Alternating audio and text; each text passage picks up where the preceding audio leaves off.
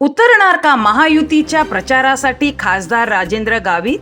महायुतीचे विद्यमान खासदार श्री राजेंद्र गावित यांना महायुतीमधून उमेदवारी मिळण्याच्या अपेक्षा असताना, तसेच जर का धनुष्यबाण किंवा कमळ या चिन्हांपैकी कोणत्याही चिन्हांवर इलेक्शन लढावे लागले तरी चालेल, परंतु उमेदवारी मलाच मिळावी या तयारीत असताना अचानक काही ठिकाणी त्यांच्या विरुद्ध नाराजीचा सूर असल्याचे वातावरण तयार करून त्यांना डावलून त्यांच्या जागी बीजेपीने आपल्या विश्वासातील डॉक्टर हेमंत सावरा यांना उमेदवारी जाहीर केली आणि खासदार गावित यांचा पत्ता कट केला.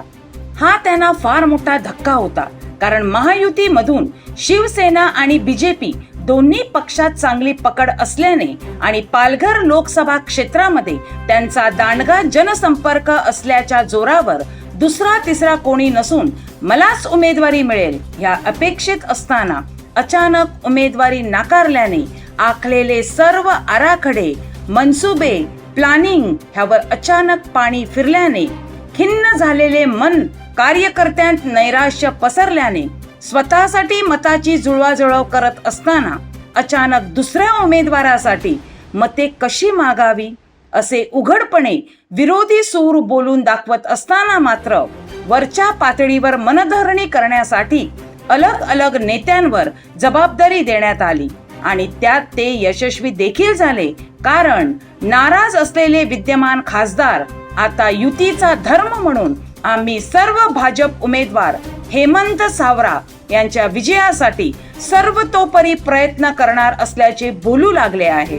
तरीही कोणत्याही प्रकारचा दगाफटका होऊ नये म्हणून पालघर जिल्ह्याचे पालकमंत्री रवींद्र चव्हाण यांनी खासदार गावित यांची भेट घेऊन त्यांची विचारपूस करत त्यांना मुख्यमंत्री एकनाथ शिंदे यांच्याशी बोलणे करून येत्या विधानसभा निवडणुकीत योग्य पुनर्वसन करण्याचे भक्कम आश्वासन दिले आहे.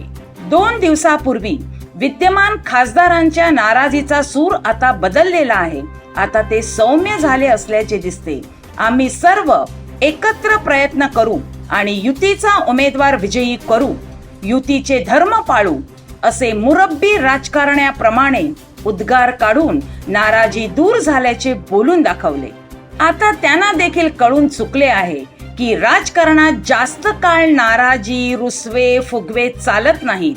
त्यामुळे येत्या काही दिवसात महायुतीचा उमेदवार यांच्या प्रचारासाठी खासदार राजेंद्र गावित उतरण्याचे चिन्ह स्पष्ट दिसत आहे.